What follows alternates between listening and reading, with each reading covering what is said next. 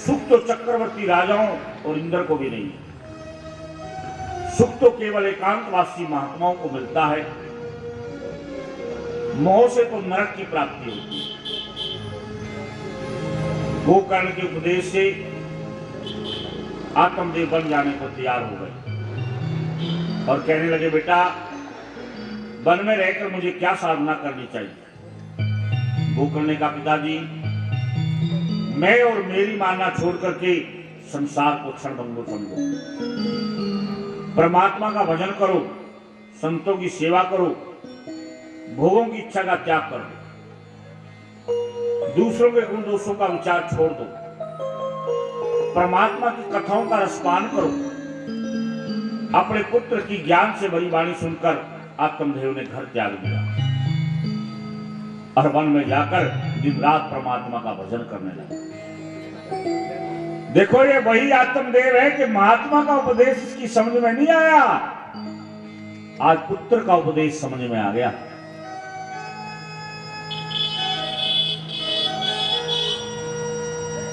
अब पिता के वन चले जाने के बाद एक दिन धुंधुकारी ने अपनी मां से धन मांगा।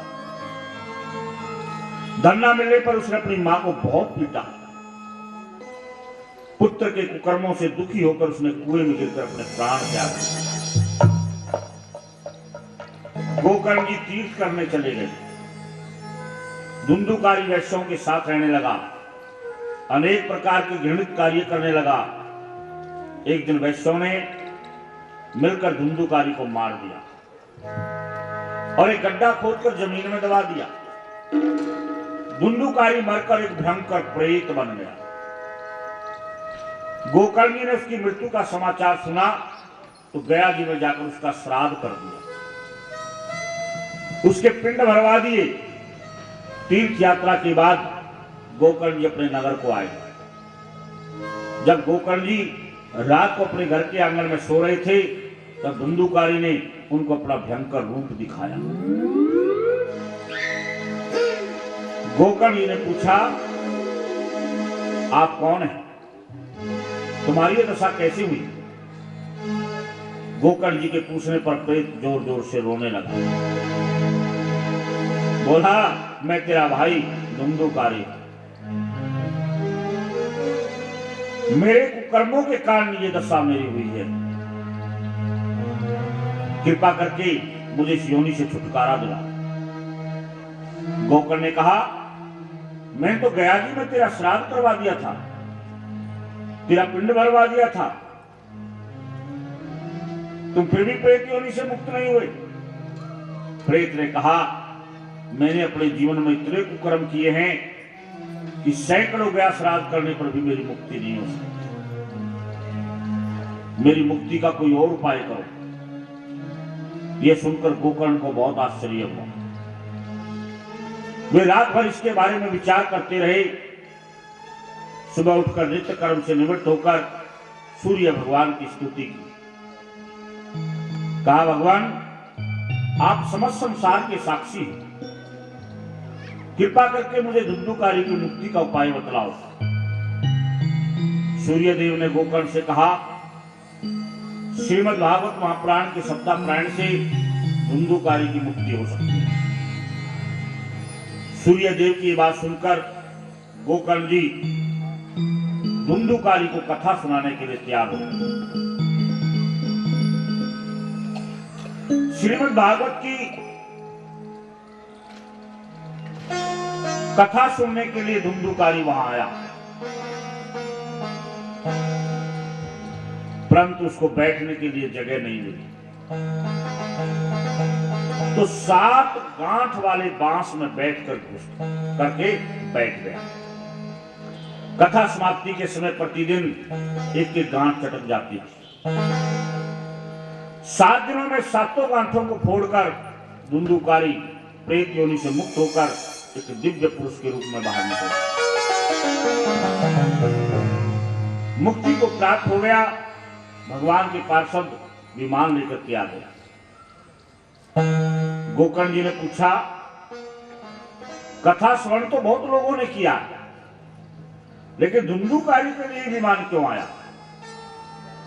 तब पार्षदों ने कहा, धुंधुकारी ने श्रद्धा, विश्वास और प्रेम के साथ कथा का श्रवण किया, मनन किया, अर्थात वो एक क्षण भी प्रभु से विभक्त नहीं हुआ, इसलिए विमान को आना पड़ा। श्रीमद् भागवत की सत्ता कथा को सुनकर धुंधुकारी प्रेत योनि से मुक्त होकर भगवान के धाम को चले गए।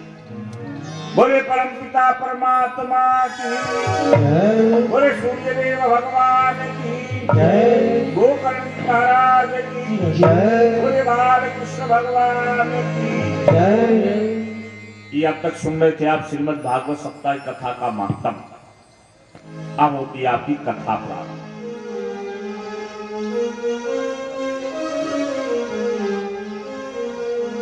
जन्मादस्य यतो अनवयादि तर्तः च अर्थविज्ञसुरात् तेने ब्रह्महृदाय आदि कविये मोहन्ति यत्सूर्य तेजो वारि मृदाम यथा विनिमयो यत्र त्रिसर्गो मृषा धामना स्वेन सदा निरस्तकूकं सत्यं परम धीमहि। देखो, जिस परमात्मा की इच्छा मात्र से जगत की उत्पत्ति, पालन और श्रृंगार होता है, वह ब्रह्म ब्रह्मा जी नहीं, बल्कि जिसने ब्रह्मा जी को वेदों का ज्ञान दिया वो वह चेतन है, स्वतंत्र है, संप्रकाशित है। उसके बारे में बड़े बड़े विद्वान भी मोहित हो जाते हैं। जैसे तेजों में सूर्य रश्मियों से जल में स्थल में जल का भ्रम हो जाता है, वैसे ही जिसमें ये त्रिगुणमयी सृष्टि जागृत, सपन, सुसुप्ति रूप से मिथ्या होने पर भी सत्य जैसी प्रतीत होती है, उस माया और माया के कार्यों से सदैव अलग रहने वाले परम सत्य रूप परमात्मा का हम ध्यान करते हैं। देखिए, आपके सामने ये बांस रखा है। बांस का अर्थ है वासना। बांस की 7 गांठ अर्थात वासना की 7 गांठ। वासना कहते हैं आसक्ति को। आसक्ति है 7 प्रकार की,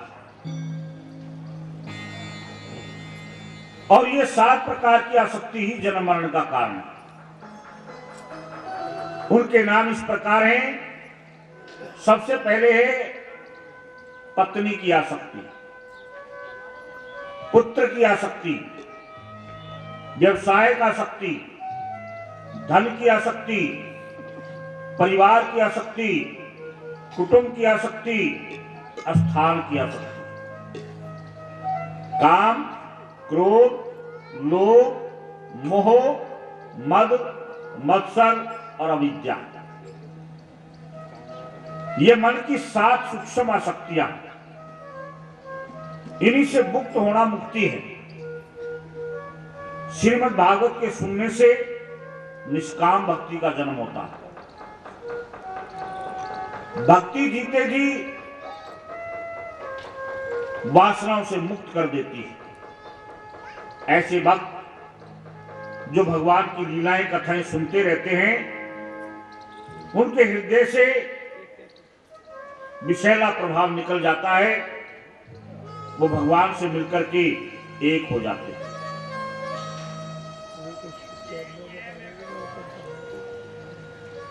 श्रीमद् भागवत के मंगलाचरण में व्यास जी लिखते हैं, सत्यम परम धीमहि। हम सत्य स्वरूप परमात्मा का ध्यान करते हैं। इस बात को सभी स्वीकार करते हैं कि हमारा इष्ट देवता सत्य है। इष्ट का अर्थ है जो अनिष्ट से बचाए। यह सत्य की बात इसलिए कही गई है क्योंकि भागवत का प्रारंभ सत्य से है, भागवत की समाप्ति भी सत्य से है। असत्य से परे कोई अधर्म नहीं है, असत्य से बढ़कर के कोई पाप नहीं है। इसलिए जीवन में सत्य बोलने का संकल्प हुआ। श्रीमद् भागवत महापुराण में सत्य ही सत्य भरा पड़ा। परमात्मा का स्वरूप है सत्य, मानव जीवन का लक्ष्य है सत्य, इसलिए जीवन में सत्य का सेवन करो। सत्य एक साधना है, जहां सत्य है वहां निर्भयता है। हमारे विचार में सत्य, व्यवहार में सत्य, क्रिया में सत्य और वाणी में सत्य होना चाहिए। जिसके मन में सत्य है उसके मन में परमात्मा बसता है। जो सत्य बोलता है उसकी वाणी दैवी वाणी के समान सत्य होती है। जिसके व्यवहार में सत्य है उसका व्यवहार सबको सत्य की ओर ले जाता है। सत्य का संकल्प करने से, सत्य का मनन करने से, सत्य की खोज करने से, सत्य का प्रयोग करने से, सत्य वचन बोलने से, सत्य का ध्यान करने से, बार बार सत्य का महत्व समझने से सत्य में श्रद्धा उत्पन्न होती है। जिसकी सत्य में श्रद्धा हो जाती है वही सत्य का सेवन कर सकता है। जो सत्य का सेवन करता है वही सत्य को प्राप्त होता है। सत्य का सेवन मृत्यु से कभी नहीं डरता, वो सदैव दृढ़ता पूर्वक सत्य पर अडिग रहता है। जो सत्य का सेवन करता है सत्य सदा उसकी रक्षा करता है। आजकल लोगों की एक धारणा बन गई, लोग सोचते हैं सत्य के सेवन से हानि होगी, लेकिन ये सत्य नहीं है। सत्य कभी हानिकारक हो ही नहीं सकता। जो बुद्धि असत्य से सनी हुई है वो तुम्हें धोखे से कहती है कि सत्य से हानि है। तुम सत्य का आचरण करो, तुम्हारी बुद्धि शुद्ध हो जाएगी। सत्य सबके लिए कल्याणकारी होता है। हरिश्चंद्र, युधिष्ठिर, महात्मा गांधी, भारत रत्न गुलजारी लाल नंदा जी ये सत्य के जबरदस्त पुजारी थे। आज तक सत्य के कारण इनका गुणगान गाया जाता है। झूठे लोगों के बीच में सत्यवादी का अनादर हो सकता है। झूठे लोग सच बोलने वाले को मूर्ख और बुरा कह सकते हैं, परंतु सत्यवादी को झूठों से घबराना नहीं चाहिए। यह सत्यवादी की पहली परीक्षा है। सत्यवादी की अग्नि परीक्षा होती है और जो परीक्षा में पास हो सकता है सफलता उसे कदम चूमती है। महामुनि वेद व्यास जी द्वारा निर्मित श्रीमद् भागवत महापुराण में फल की कामना से रहित परम धर्म का निरूपण किया गया। भागवत तीनों तापों को जड़ से नाश करके परम कल्याण की देने वाली है। श्रेष्ठ पुरुष जब उसके सुनने की इच्छा करते हैं उसी समय ईश्वर उनके हृदय में आकर के बंदी बन जाता है। फिर हमें और किसी साधन या शास्त्र से क्या प्रयोजन। श्रीमद् भागवत महापुराण में 18,000 श्लोक है, 12 स्कंद हैं, 335 अध्याय हैं। महामुनि सुखदेव जी और राजा परीक्षित का संवाद है। अब हम विचार करते हैं भागवत कैसे प्रकट हुई, भागवत का आरंभ कैसे हुआ। तो ध्यान धरकर एकाग्र मन से सुनो। निगम कल्पतरोर गलितम फलम सुख मुखाद अमृत द्रव्य संयुतम पिबत भागवतम रसमाल्यम मुहुरहो रसिका भूमि भागुका। श्रीमद् भागवत वेद रूपी कल्प वृक्ष का पका हुआ फल है। सुखदेव रूपी तोते के मुख का संबंध हो जाने से यह परम आनंदमयी सुधा से परिपूर्ण हो गया। इस फल का छिलका, गुठली, रस कुछ भी त्यागने योग्य नहीं है। जब तक शरीर में चेतना है तब तक इस दिव्य भागवत रस का निरंतर बार बार पान करते रहो। देखो यहां पर भागवत रस को सुनने के लिए नहीं, पीने के लिए कहा गया। जितने भी ग्रंथ हैं वो सुने जाते हैं, लेकिन भागवत सुनी नहीं जाती, भागवत पी जाती है। क्योंकि हम जिस बात को सुनते हैं वे इधर से सुनी और उधर से निकल गई। यदि तन में होकर मन लगाकर सुनते हैं तो वो हृदय में उतर जाती है, और जो हृदय में उतार कर बात सुनी जाती है उसे पीना कहते हैं। भागवत को जितनी बार पियोगे उतना ही आनंद आता चला जाएगा। अब मैं आपको भागवत पिलाना आरंभ करता हूं, आप पीना शुरू कीजिए। एक समय की बात, सौनक आदि 88,000 ऋषि मुनियों ने नैमिषारण्य क्षेत्र में भगवत प्राप्ति की इच्छा से एक यज्ञ का अनुष्ठान किया। उस यज्ञ में सूत जी महाराज जी भी पधारे थे। जैसे आज हमारा एक ज्ञान यज्ञ हो रहा, हमारे इस यज्ञ में जो है काशी से स्वामी सोमवार गिरि जी महाराज भी पधार गए। तो इसी तरह जब नैमिषारण्य में यज्ञ हो रहा था तो वहां पर सूत जी पधार गए। तब एक दिन सौनक जी ने सूत जी से कहा, महाराज आप निष्पाप हैं, आपका हृदय सरल है, शुद्ध है, आपने इतिहास, पुराण और अनेक धर्म ग्रंथों का विधि पूर्वक अध्ययन किया। आपने उन ग्रंथों की व्याख्या भी की है। कृपा करके आप ये बतलाएं कि जीव मात्र का कल्याण कैसे हो सकता है। भोगी होने के कारण कलयुग के मानव को मंदबुद्धि कहा जाता है। क्या इनके कल्याण के लिए कोई सरल अर्थात सहज मार्ग है? भगवान श्री कृष्ण पृथ्वी पर अवतार लेकर क्यों आए थे?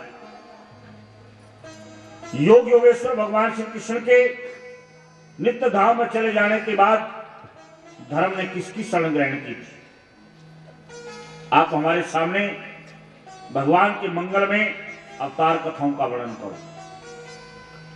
गुरु लोग बड़े दयालु होते हैं, वे अधिकारी शिष्य को गुप्त से गुप्त बात भी बता देते हैं।